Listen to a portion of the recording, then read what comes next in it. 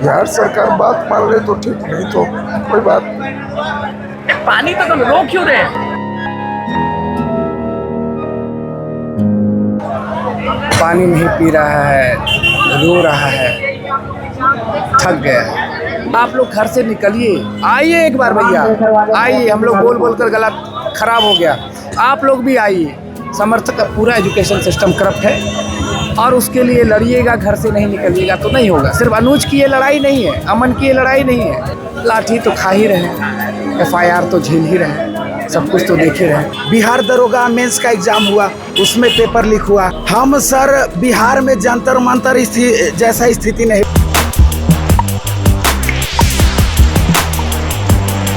नमस्कार, मैं अनुकुल तिवारी और आप वॉइस अब देख रहे हैं। गर्दनी बाग में प्रोटेस्ट अलग रूप ले चुका है क्योंकि हर जगह लोग भूख हड़ताल पर बैठ रहे हैं। अमन भाई है हमारे जो भूख हड़ताल पर बैठे हुए हैं और आज चौथा दिन है, न पानी पी रहे हैं न खाना खा रहे हैं। उनके भाई भी यहाँ पे अनुज है। अमन भाई का स्थिति देख के ही लग रहा है कि कहीं ना कहीं कमज़ोरी और कहीं ना कहीं बहुत अलग चीज़ दिख रहा है। पानी भी नहीं पी रहा, पानी नहीं पी रहा है, रो रहा है, थक गया है।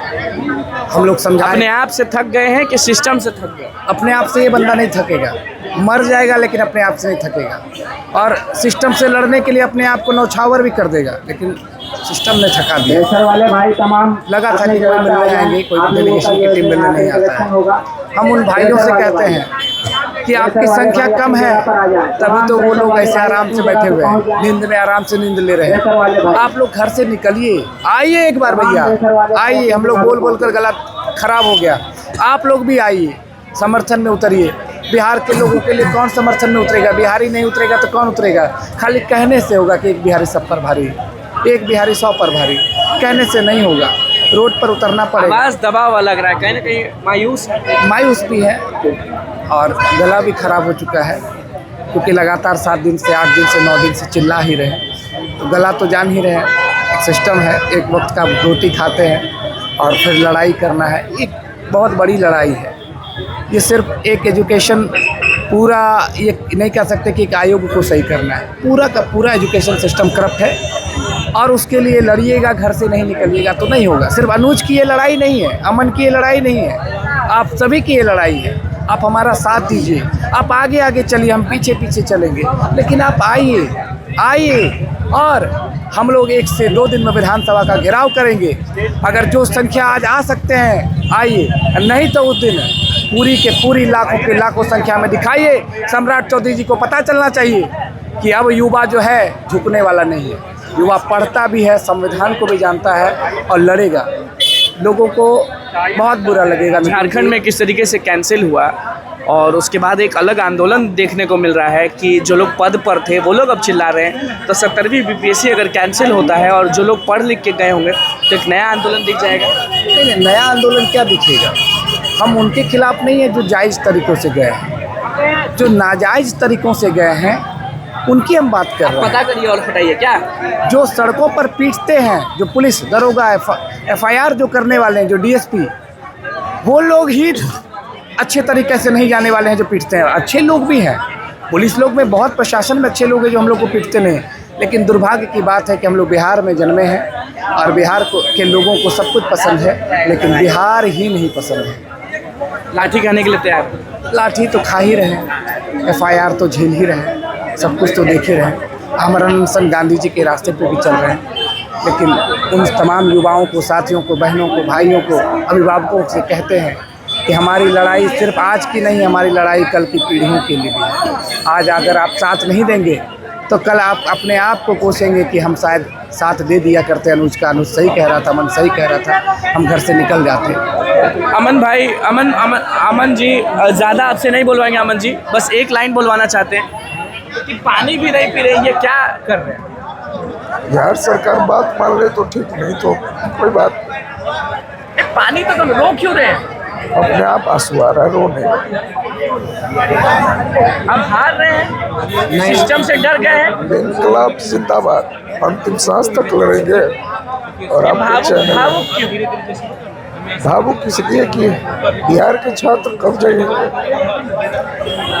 दिल्ली, रांची देखा गया, यहाँ पर हम लोग बैठे हुए हैं अपने लिए नहीं, शिक्षा में सुधार के लिए, पारदर्शिता, नियमता, पेपर लीक, धांधली सटे, वर्षों से लंबित बहालियां, तमाम 15 सूत्री मांगों पर। लेकिन आज बिहार के छात्र नहीं जग रहे हैं, कोई बात नहीं। हम आपके चैनल के माध्यम से माननीय सम्राट चौधरी को कहना चाहते हैं, एक समय के बाद जब मेरा शरीर टूट जाए, बोली भी ना निकले, मैं बार बार कहता हूँ आपका मेडिकल फैसिलिटी नहीं चाहिए, मैं मरने को तैयार हूँ, लेकिन जब तक हमारी मांगों पर विचार नहीं होता, बात नहीं होता, तब तक। भाई रो रहे हैं विकेश जी। देखिए, मेरा भाई अमन अगर अनशन पर बैठा हुआ है तो बिहार बात है कि अनशन पर बैठना नहीं, बात है कि सिस्टम इतना खराब है कि आंसू गिर रहा है अनशन वाले का। तो ये तो शिक्षा मंत्री जी को सुनना चाहिए, क्योंकि ये भी कहीं ना कहीं बिहार का ही बेटा है, ऐसा नहीं कि दूसरे प्रदेश का बेटा है। शिक्षा मंत्री जी हमारे वोट से ही सत्ता पर काबिज है। पहले चुनाव से पहले सर बड़े बड़े वादे किए जाते हैं कि लाखों में बहाली दी जाएगी, करोड़ों में बहाली दी जाएगी, लेकिन जो बहाली दी गई है उस बहाली प्रक्रिया को उन लोग पूरा नहीं कर रहे हैं। लाइब्रेरियन की बहाली 18 साल से नहीं दिया गया है, BSSC के माध्यम से 3 बहाली दिया गया, लेकिन अभी तक उसका एग्ज़ाम डेट जारी नहीं किया गया। बिहार दरोगा मेंस का एग्ज़ाम हुआ, उसमें पेपर लीक हुआ, BPSC के माध्यम से ADO का पेपर लीक हुआ, तो उसमें भी जो है एक बड़े पैमाने पर धांधली हो। तो हम लोग क्या चाह रहे हैं सर? हम लोग यही चाह रहे हैं कि शिक्षा मंत्री जी आप अपनी जिम्मेदारी को लीजिए। बिहार के जितने भी आयोग हैं, जो कम्पिटिटिव एग्ज़ाम का कंडक्टिंग बॉडी है, अपने जिम्मेदारी खुद निभाए। OMR का कार्बन कॉपी दे, क्वेश्चन पेपर दे, आंसर की जारी करे। हम सर बिहार में जंतर मंतर जैसा स्थिति नहीं बनाना चाहते हैं। हम बिहार में झारखंड के रांची जैसा माहौल नहीं बनाना चाहते हैं, लेकिन अगर सरकार हमको मजबूर करेगी कि जंतर मंतर जैसा स्थिति बने, तो बिहार में फिर जो है जंतर मंतर वाला स्थिति बनेगा, झारखंड वाला माहौल बनेगा। हम लोग सर 2 से 3 दिनों तक इंतज़ार कर रहे हैं। अगर सरकार के तरफ से कोई भी प्रतिनिधिमंडल हम लोग से मिलने के लिए नहीं आते हैं, तो जो है हम लोग CM आवास का घेराव करने का ऐलान करेंगे। आज शाम में 5 बजे हम लोग से पुतला दहन करेंगे। देखिए, ये जो गर्दनी बाग है ना, ये अलग रूप ले चुका है और अलग माहौल बना चुका है, और सब लोग बहुत नाराज़ हैं।